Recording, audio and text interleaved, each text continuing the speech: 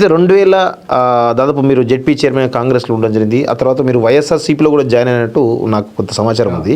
ఆ తర్వాత బీజేపీలో జాయిన్ అవ్వడం జరిగింది. బీజేపీలో 2018లో ఎమ్మెల్యేగా పోటీ చేసి ఓడిపోవడం జరిగింది. సో దాదాపు 3 పార్టీలు అంటే కాంగ్రెస్ నుంచి వైఎస్ఆర్సీపీ, వైఎస్ఆర్ నుంచి బీజేపీ. మళ్ళీ నెక్స్ట్ బీజేపీలో ఉంటారా, లేకపోతే కాంగ్రెస్ ఒకవేళ నిజామాబాద్లో ఒక మంత్రి పదవి ఖాళీ ఉంది, అది మీకోసమే అనే ఒక టాక్ వినిపిస్తూ ఉంది. మీరు వస్తారేమో, ఒక చర్చ కూడా నడుస్తున్నట్టు, ఒక రాజకీయ వర్గంలో ఒక చర్చ జరుగుతుంది. దానిపై మీరేమంటారు? అసలు పార్టీ మారే అవకాశం ఉందంటారా లేదా? పార్టీ మారడం తప్ప ప్రభుత్వానికి మద్దతు అంటే మంచి పనులు చేస్తే సపోర్ట్ చేస్తాం, చెడు పనులు చేస్తూ ఉద్యమాలు చేస్తాం. పార్టీ మారడం అనేది లేదు. అసలు పార్టీ ఎట్లా మారుతారా వీళ్ళంతా, పార్టీ ఎట్లా మారుతారని నేను చైర్మన్ ఉన్నప్పుడు అన్నా. ఆ డైలాగ్ నాకు రోజు పెంచింగే.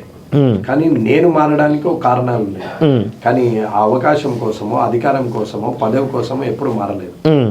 ఆ పార్టీలో నేను ఎమ్మెల్యే కావాలనుకుంటే నాకు కానిచ్చే పరిస్థితిలో లేరు షబీర్ అలీ గారు. అవును, చాలా ఇబ్బందులు ఎదుర్కోవాల్సి వచ్చింది. అవును, ఈయనతో ఉంటే ఈయన కానివాడు, పక్క కాన్స్టిట్యున్సీలు ఉండనివాడు, తన కాన్స్టిట్యున్సీలకు రానివాడు. ఎల్లారెడ్డి కామారెడ్డి రెండు మాకు సేమ్. ఎందుకంటే నాన్నగారు సమితి ప్రెసిడెంట్. కామారెడ్డిలో పుట్టినా, కామారెడ్డిలోనే పెరిగినాం, కామారెడ్డిలో చదువుకున్నాం, కామారెడ్డి సమితి ప్రెసిడెంట్ అయినా. కానీ కామారెడ్డి 1960s లో ఉన్న ప్రజాసమితి అంతే. కామారెడ్డిలో సమితి ప్రెసిడెంట్ గానే ఉండే కామారెడ్డి సమితి కిందకి మా తాడవై మండలం వచ్చేది. కాన్స్టిట్యున్సీ పరంగా ఎల్లారెడ్డికి పోయింది. ఇప్పుడు ఉన్నటువంటి మామూలు పిచ్చోళ్ళు అర్థం కానివాడు ఏంటంటే నాన్ లోకల్ అంటారు. పిచ్చి ఎవడికి చెప్తాడు? ఇప్పుడు సీఎం అని నాన్ లోకల్ కాదు, అంతే. రేవంత్ రెడ్డి గారు నాన్ లోకల్ కాదు. అంత విషయంలో నేను లోకల్ నాన్ లోకల్ సీఎం క్యాండిడేట్లకు ఏముంటదని బ్రాడ్గా ఆలోచించి మనం మాట్లాడితే కేటీఆర్ గారు వచ్చి ఈయన లోకలా, ఈయన ఎల్లారెడ్డి కాన్స్టిట్యున్సీ అంటాడు. ఆయనకి ఏం చెప్పాలి? చదువులో ఏం లాభం? సో ఒకవేళ షబ్బీర్ అలీ కనుక ఒకవేళ కాంగ్రెస్ అభ్యర్థి అయితే మీకు కొంచెం ఇబ్బందికరంగా ఉండునేమో, ముస్లిం ఓట్లు కూడా పడకపోనేమో అని ఒక వాదన వినిపిస్తుంది. నిజమేనంటారా? ఆయనకు ముస్లింస్ ఎప్పుడు వేసిరు?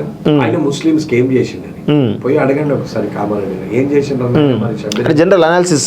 ఈ 30 ఏళ్ళలో ఏమైనా చేసినా, 10 మందికి ఏమైనా చేసిండా, సాయం చేసిండా, 10 ఇళ్ళు కట్టించినా, 10 మందికి పెళ్లిళ్ళలో సాయం చేసినా, 10 మంది కార్యకర్తలకు ఏమైనా బాగుపరిచిండా ఒక్కసారి అడిగితే చెప్తారు. ఆయన గోకుడు తప్ప గీకుడు తప్ప ఏమి లేదు ఆయన చేసింది. ఎవడేస్తే ఆయన జబ్బ మీద చేయాలా, వాళ్ళు నిలువేల చెండు మొత్తం తీయాలి, గీకేయాలి. ఏటీఎం కార్డు ఏమని స్వైపింగ్ మంచి ఇట్లా అన్నాడంటే స్వైప్ అయిపోతుంది, స్వైప్ అయిపోతుంది.